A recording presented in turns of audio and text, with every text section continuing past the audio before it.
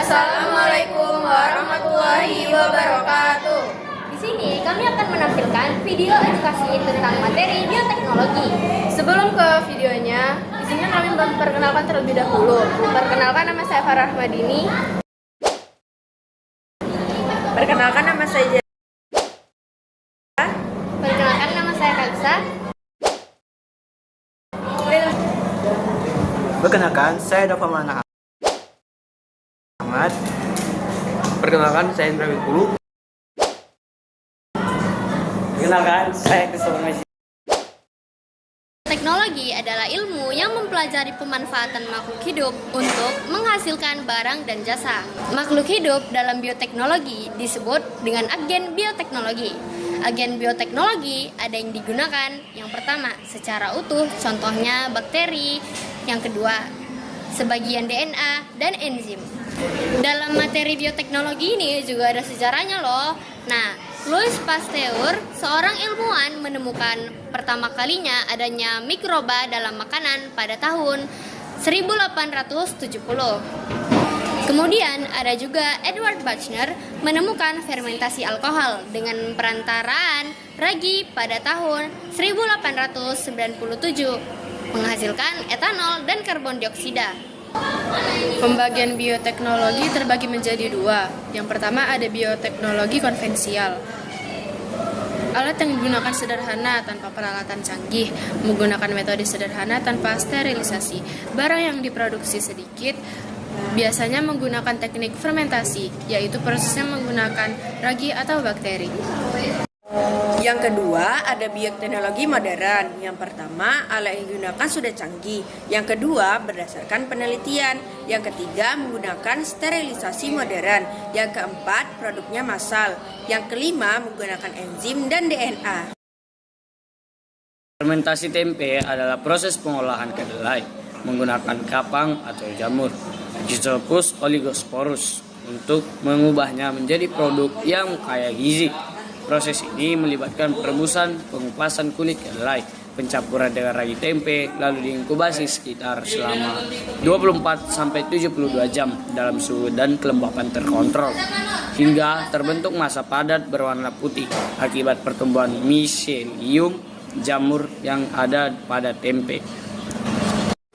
Fermentasi tapai adalah proses penguraian pati oleh mikroorganisme seperti amilomyces, produksi Saccharomyces cerevisiae dan Lactobacillus sp.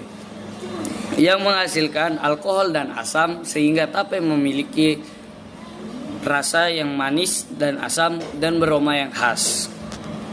Contoh selanjutnya, yogurt dibuat dengan fermentasi bakteri Lactobacillus bulgarius atau Streptococcus thermophilus. Contoh keju.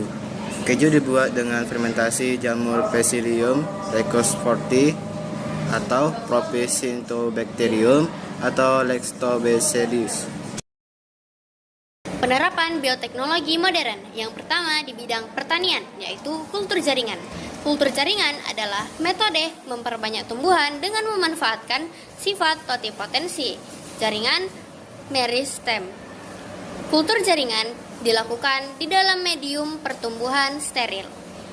Sifat totipotensi adalah kemampuan sel atau jaringan tumbuh menjadi individu utuh.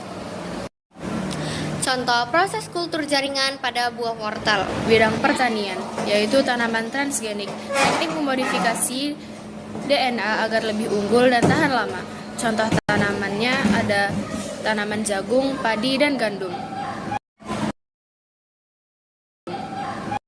Bioteknologi modern berperan dalam produksi antibiotik dengan memanfaatkan mikroorganisme seperti jamur dan bakteri untuk menghasilkan senyawa yang dapat menghambat atau membunuh bakteri penyebab penyakit.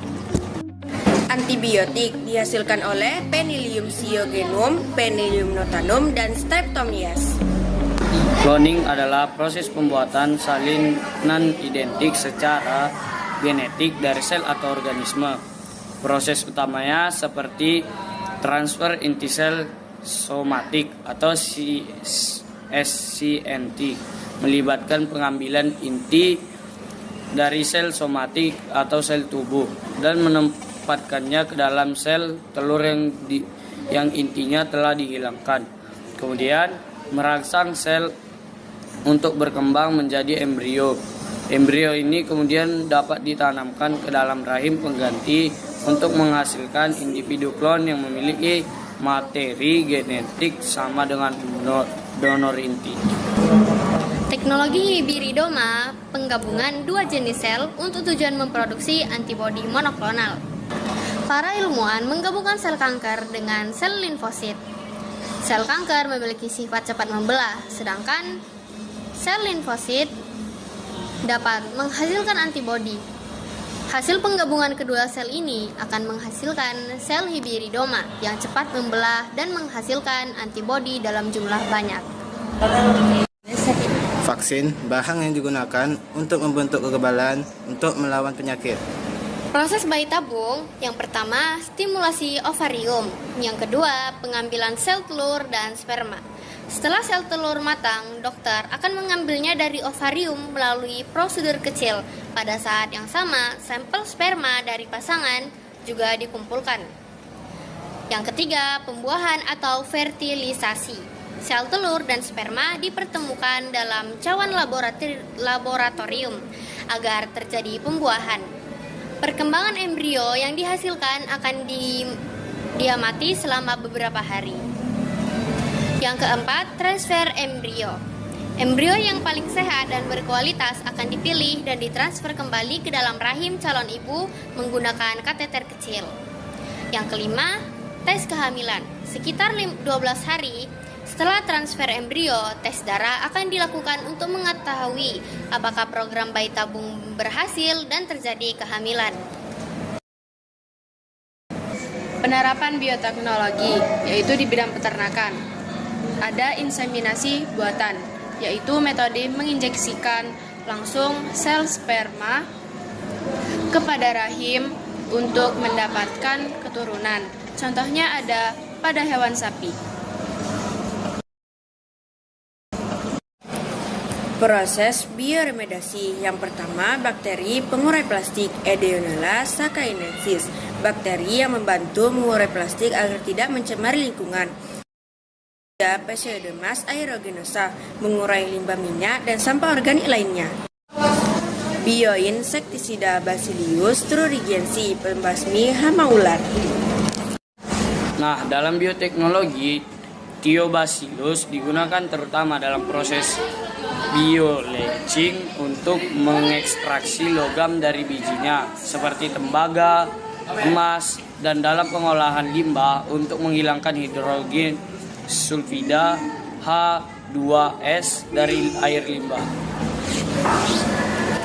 Contoh lain penerapan bioteknologi adalah rekayasa genetika, mengubah susunan DNA makhluk hidup dengan cara memasukkan gen asing.